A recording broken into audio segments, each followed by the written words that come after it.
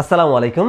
আমার কাছে সবথেকে বেশি কোশ্চেন্সের মধ্যে এইটা হচ্ছে অন্যতম একটা কোশ্চেন্স, যেটা হচ্ছে আমি নতুন সাইবার সিকিউরিটিতে জার্নি স্টার্ট করতে যাচ্ছি। সো আমার কী ধরনের কম্পিউটার দরকার, আমি কত বাজেটের মধ্যে কম্পিউটার কিনবো, বা আমার কম্পিউটারের কনফিগারেশন কেমন হলে আমি একটা লং টাইম স্মুথলি ইউজ করতে পারবো, বা কোন কোম্পানির ল্যাপটপ বা কম্পিউটার কিনলে আমার জন্য বেটার হয়, আমার জন্য ডেস্কটপ ভালো হয় নাকি ল্যাপটপ ভালো হয়। সো এই ধরনের অনেক কোশ্চেন্স আমি পেয়ে থাকি।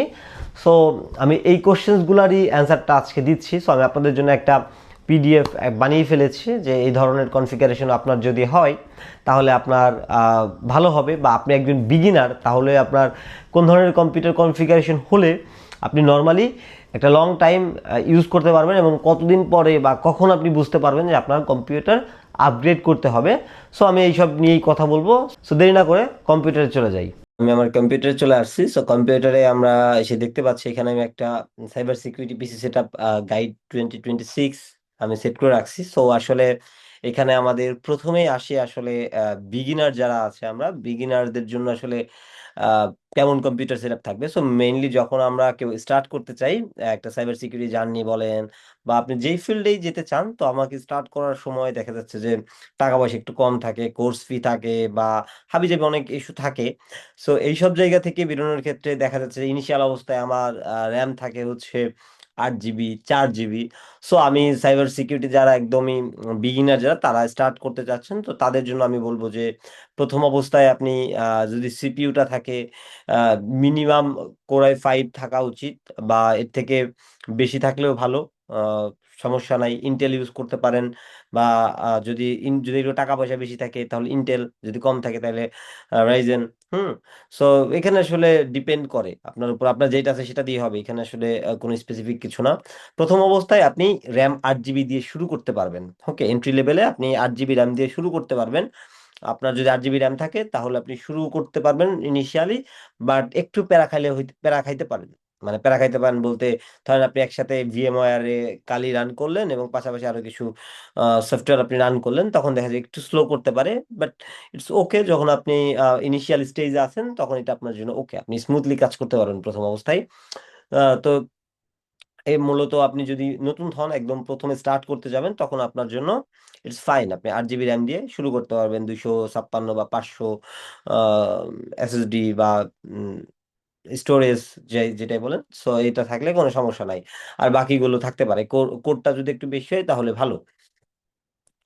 সো এখানে মেইনলি এটা হচ্ছে মোটামুটি ধরেন একদম বিগিনারদের জন্য, আপনারা চাইলে যখন শুরু করতে যাচ্ছেন আপনি ইনস্ট্যান্টলি তাদের জন্য। অ্যান্ড দেন হচ্ছে নেক্সট আমি যদি দেখি তাহলে হচ্ছে রিকমান্ডেড, সবার জন্যই মোটামুটি রিকমান্ডেড করি আমি 16 জিবি র্যাম। It's good. ধরেন আপনার 8 জিবি র্যাম আছে, আপনি আর 8 জিবি র্যাম বাড়িয়ে স্টার্ট করতে পারেন। সো এটা আপনাকে একটা লং লং টার্ম পর্যন্ত একটা সাপোর্ট দিবে। বাট আপনি যদি মনে করেন যে আপনার 8 জিবি আছে, আপনি শুরু করতে চাচ্ছেন, আপনার কাছে এখন টাকা নাই, ওকে, আপনি এইখানে 8 জিবি র্যাম দিয়ে স্টার্ট করতে পারেন। আহ, আমি আগেও বলছি একটু স্ট্রাগল করতে পারেন মাল্টিপল টুলস এবং ল্যাবস ট্যাবস যখন রান করবেন তখন। বাট আপনি যখন 16 জিবি র্যামে যাবেন, তখন আপনাকে আসলে র্যাম 16 জিবি 512, সাথে এসএসডি থাকতে পারে, বা 1 TB থাকতে পারে, এসএসডি 1 TB থাকতে পারে, বা 512 থাকতে পারে, বা এসএসডি থাকতে পারে। এসএসডি থাকলে আর আরেকটু স্মুথলি কাজ করতে পারবেন। সো তখন আপনি আহ 16 জিবিতে যেতে পারেন। সো আমি যেটা প্রিফার করবো, আপনি প্রথমে 8 জিবি দিয়ে স্টার্ট করেন, স্টার্ট করে বেসিক জিনিসপত্রগুলো বুঝেন শুনেন, তারপর আপনি আরো 8 জিবি র্যাম এক্সটেন্ড করে ফেলেন আপনার কম্পিউটারে, তাহলে আপনি স্মুথলি কাজ করতে পারবেন। এখানে আসলে আরো যদি মনে করেন যে আপনি আরো বেশি প্রফেশনালি কাজ করতেছেন, আপনার অনেক বেশি হেভি ওয়ার্ক করতে হইতেছে, ধরেন আপনার বিভিন্ন ধরনের ম্যালওয়্যার অ্যানালাইসিস বা বিভিন্ন ধরনের এক্সপেরিমেন্ট আপনি করতেছেন, ল্যাব ইনস্টল করতেছেন, নিজের সিস্টেমকে আপনি ল্যাব হিসেবে ইউজ করতেছেন, বা ধরেন আপনি সক ইমপ্লিমেন্ট করতেছেন আপনার সিস্টেম দিয়ে, তো তখন আপনি র্যাম 32 থেকে 64 জিবি 1 TB বা আরটিএক্স বা জিপিইউ আপনি তখন অ্যাড করতে পারবেন। তো এটা মূলত আপনি যখন আরো বেশি ভালো জায়গায় চলে যাবেন, তো তখন আসলে আপনি আপনার রিকোয়ারড অনুযায়ী, যে আপনি নিজেই বুঝতে পারবেন যে আসলে আমার এখন কম্পিউটারটাকে আরো আপডেট করা দরকার, আরো বেশি আহ, আহ, মানে কাজকর্ম, যখন আপনি ভারী কাজকর্ম করেন তখন আপনি 32 থেকে 64 জিবি র্যামে যেতে পারেন। তো এখানে আরো বিভিন্ন টুলস রিকোয়ারমেন্ট দেওয়া আছে, আপনি চাইলে কেন দরকার আমি এগুলো এখানে মেনশন করছি, এগুলো আসলে আমি পিডিএফটা দিয়ে দিব, আপনারা দেখে নেবেন। সো ভার্চুয়াল মেশিনের জন্য কি ধরনের আপনি পার্সেন্টেজ করতে পারেন, এই যে সবগুলো দেওয়া আছে। তো এখন আরেকটা প্রশ্ন আসে হচ্ছে ল্যাপটপ বা ডেস্কটপ কোনটা আমি নিব, রাইট? এটা একটা ইস্যু যে আমি ল্যাপটপ নিব না ডেস্কটপ নিব।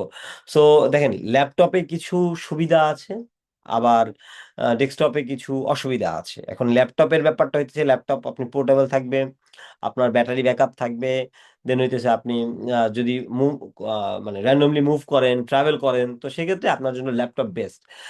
ল্যাপটপে আপনার ব্যাটারি ব্যাকআপ একটা ভালো একটা ব্যাটারি পাবেন, ব্যাকআপ পাবেন যদি ভালো একটু কম্পিউটার হয় তাহলে।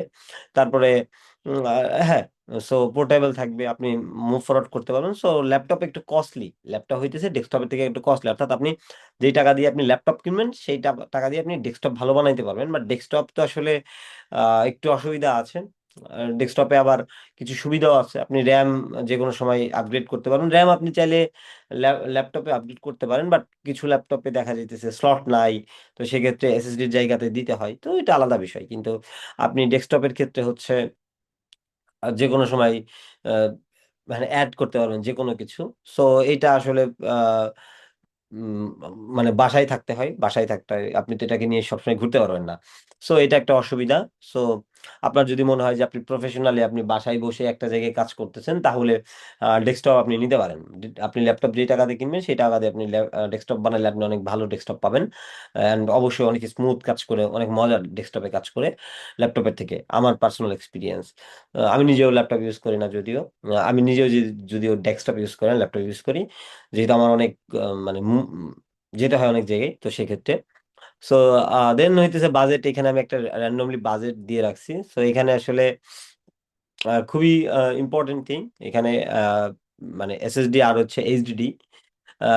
So SSD recommended, SSD use করবেন যেটা হইতেছে আপনার কম্পিউটারটাকে আরেকটু ফাস্ট করবে। হ্যাঁ, তো এসএসডি ইউজ করতে পারেন।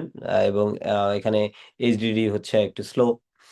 এবং আমাদের আসলে জিপিইউ, আমরা অনেকে প্রশ্ন করি যে ভাই কোন জিপিইউ ইউজ করবো সাইবার সিকিউরিটিতে মুভ অন করার জন্য বা এটার জন্য, তো এটা আমি বলবো যে রিকোয়ার্ড না, বিগিনার যারা আছেন তাদের জন্য রিকোয়ার্ড না। এটা মূলত জিপিইউটা আসলে যে কোনো কিছু প্রসেস করার ক্ষেত্রে অনেক বেশি কাজে লাগে, যেমন যদি হ্যাশক্যাট দিয়ে পাসওয়ার্ড ক্র্যাকিং এর জন্য, তারপরে বিভিন্ন ধরনের ম্যালওয়্যার অ্যানালাইসিস হাবিজাবি এইসবের জন্য দরকার হয়। বাট আমি বলবো যে জিপিইউ দরকার নাই আপাতত। এবং আমরা স্টুডেন্ট বা প্রফেশনাল সেট আপ, আমরা স্টুডেন্টদের জন্য আমি প্রিফার করি অলওয়েজ আপনি 8 জিবি থাকলে 8 জিবি দিয়ে শুরু করতে পারবেন। বাট যদি আপনার মনে হয় যে 8 জিবিতে আপনার স্মুথ হইতেছে না, তখন আপনি র্যামটা বাড়াইতে পারেন। কোরাই 5 থাকলে ইটস ওকে ফাইন। প্রফেশনাল যারা আছে তারা 32 GB, 64 GB, it's up to you. এবং এখানে আমি কিছু ল্যাপটপের কনফিগারেশন দিয়ে দিছি এবং বাজেট রেঞ্জও দিয়ে দিছি। এবং এই বাজেটের মধ্যে আপনি চাইলে সেম কনফিগারেশন আপনি ডেস্কটপও বানিয়ে নিতে পারেন যদি আপনি একটা জায়গায় কাজ করেন। অর্থাৎ ধরেন এখন তো বাংলাদেশে অনেক লোডশেডিং, সো সো এটা একটা ইস্যু। লোডশেডিং হলে আপনার ডেস্কটপ আপনি চালাতে পারবেন না, কিন্তু ল্যাপটপ আপনি 4-5 ঘন্টা যদিও ব্যাকআপ পেতে পারেন। তো এর জন্য আপনি আহ, মানে ওয়াইফাই নিজের হটস্পট ইউজ করতে পারেন। তো যাই হোক, সো এখানে আমি কিছু idea pad, Lenovo idea pad slim আছে, এটা আমার ভালোই লাগে। সো এটা আপনি চাইলে ইউজ করতে পারেন। এটা ওই যে 68,000 থেকে 74,000 আপস অ্যান্ড ডাউন হইতে পারে। এবং এখানে আপনি বিভিন্ন ইসে থেকে পাইতে পারেন, এবং one slot free, easy to, মানে আপনি চাইলে ইজিলি যদি র্যাম বাড়াইতে চান আপনি বাড়াইতে পারবেন। সো এখানে নিয়ে কোনো সমস্যা নাই। এবং আরো আছে এইচপির আছে, এখানে আমি এটা দিয়ে দিছি। এবং আপনি এবং বাজেট এখানে আপস অ্যান্ড ডাউন কম বেশি হতে পারে। এবং এখানেও একটা আপগ্রেড আপগ্রেড করার সুযোগ আছে, আপনি আপগ্রেড করতে পারবেন, অ্যাসার আছে। এবং এটাও মোটামুটি ধরেন 8 জিবি, এটা হইতেছে কত র্যাম, 8 জিবি বা ডিডিআর 4, ডিডিআর 4 এবং ডিডিআর 5 যখন হবে তখন এটা একটু টাকাটা একটু বেশি হইব আর কি, যেহেতু এটা ডিডিআর 4 এই জন্য একটু চিপ। যখন ডিডিআর 5 হবে তখন একটু আরো বাজেটটা বাইরে যাবে। শোনেন, মেন ব্যাপার হচ্ছে আপনার টাকা যত স্পেন্ড করবেন তত ভালো কনফিগারেশন আপনি পাবেন, এবং যত ভালো কনফিগারেশন আপনার হবে আপনি তত ভালো কাজ করে মজা পাবেন। সো ব্যাপারটা হইতেছে এইটাই মেইনলি, যে আপনার যত ভালো কনফিগারেশন হবে তত ভালো কাজ করতে পারবেন। বাট মিনিমাম রিকোয়ারমেন্ট আপনি 8 জিবি র্যাম নিয়ে দেন আপনি কাজ স্টার্ট করতে পারেন, তারপরে আপনি ডে বাই ডে আপনার প্রয়োজন অনুযায়ী আপনি এই জিনিসটা বাড়াইতে পারেন। সো আমার কাছে আসলে এই কোশ্চেনটা অনেক বেশি আসে, আমি পিডিএফটাও দিয়ে দিব ডিসক্রিপশনে। সো আপনি দেখে নেবেন, যদি আপনার মনে হয় যে আপনি কম্পিউটার, আমার কাছে এই 3টা কম্পিউটার মনে হয়েছে ইটস ফাইন। এর বাইরে অনেক আছে। এইচপি আমার কাছে পার্সোনালি ভালো লাগে, আমি এইচপি ইউজ করি। যদিও ম্যাক ইউজ করি, এইচপিও আমার খুব পছন্দের একটা কম্পিউটার। আপনি এইচপি তে যাইতে পারেন, বা লিনেভো এখন ভালো করতে, আসুস আছে, অ্যাসার আছে, তো যেটাই নেন উম, আহ, দেখে শুনে নিতে হবে একটু, চিন্তা বা আপনি চাইলে রিইউজড গুলা ইউজ করতে পারেন, কিনতে পারেন।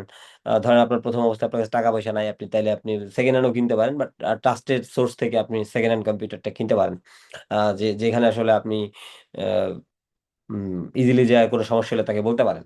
তো যেহেতু সেকেন্ড হ্যান্ড কম্পিউটার তো সমস্যা হতেই পারে, সো সেকেন্ড হ্যান্ডও নিতে পারেন। সেকেন্ড হ্যান্ড আপনি এই এই কনফিগারেশনে আপনি আরো কমে পেয়ে যাবেন। ধরেন এখানে 68,000 বলতেছে না, আপনি তখন 25-30-এর আশেপাশে পেয়ে যাবেন সেম কনফিগারেশনে, বা আরো কমে পেয়ে যাবেন। সো ওইগুলো নিয়ে আপনি স্টার্ট করতে পারেন যদি আপনার প্রথম অবস্থায় টাকা পয়সা ইস্যু থাকে। সো টাকা পয়সা ইস্যু থাকাটাই স্বাভাবিক। সো আপনি চাইলে সেকেন্ড হ্যান্ড কম্পিউটার দিয়েও আপনি আপনার ক্যারিয়ার স্টার্ট করতে পারেন। সো এখানে আসলে খারাপ কিছু না। বাট সামটাইম সেকেন্ড হ্যান্ড কম্পিউটারে যেটা হয়,